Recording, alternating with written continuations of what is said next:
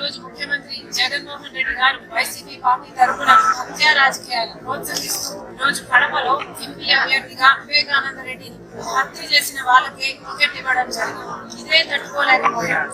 హత్య చేసిన వాళ్ళకి ఈ రోజు వరకు శిక్ష పడలేదు. హత్య చేసిన వాళ్ళు చెప్పించిన వాళ్ళు ఈ రోజు వరకు తప్పించుకుని తిరుగుతున్నారు. ఎన్ని సాక్ష్యాలు ఉన్నా, అన్ని ఆధారాలు ఉన్నా, ఎన్ని వాగ్దానాలు ఉన్నా ఇవేవి వాళ్ళకి శిక్ష పడేలా శిక్ష పడడానికి సహాయపడకపోగా అధికారం వాడుకుని ఈ రోజు జగన్మోహన్ రెడ్డి గారు వాళ్ళనే రక్షించడమే కాకుండా ఈ రోజు వాళ్ళకి మళ్ళీ అవినాష్ రెడ్డి గారికి టికెట్ ఇవ్వడం అన్నది నేను తట్టుకోలేకపోయాను. వైసీపీ ప్రభుత్వం రక్తంలో మునిగిపోయింది. వివేకానంద రెడ్డి హత్యను ఆ రోజు రాజకీయం కోసం వాడుకున్నారు అన్న విషయం నాకు ఆఖరి వరకు అర్థం కాలేదు. సాక్షి ఛానల్లో అంత ఘోరంగా వివేకానంద రెడ్డి హత్య జరిగితే వివేకానంద రెడ్డికి హార్ట్ అటాక్ అని మొట్టమొదటిగా సాక్షి ఛానలే చెప్పింది.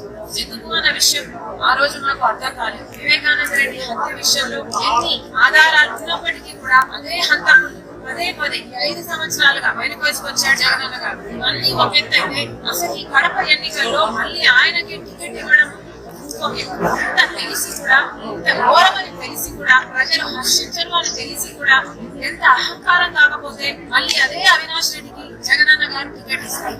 రాజశేఖర్ మీద కక్ష కట్టినట్టుగా వాళ్ళ రాజకీయ లబ్ధి కోసం వివేకానంద రెడ్డి హత్య చేస్తే ఈరోజు అదే అండగా నిలబడ్డవాడు జగనన్న గారు.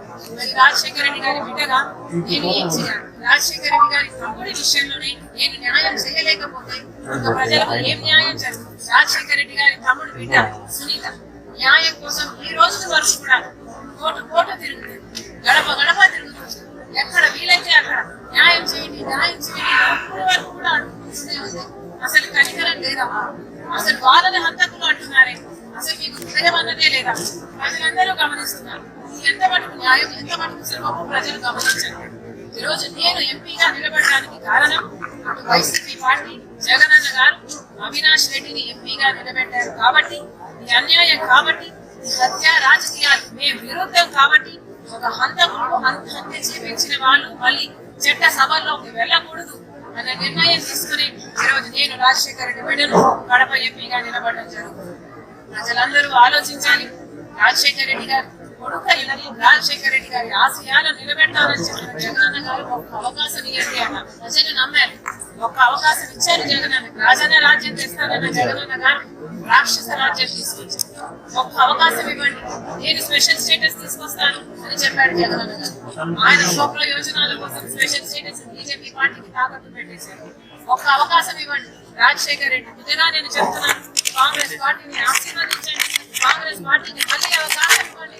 ఆ రాజశేఖర రెడ్డి గారి సంక్షేమ పాలన రాజశేఖర రెడ్డికి బిడ్డగా నేను తీసుకొస్తానని ఆంధ్ర రాష్ట్ర ప్రజలు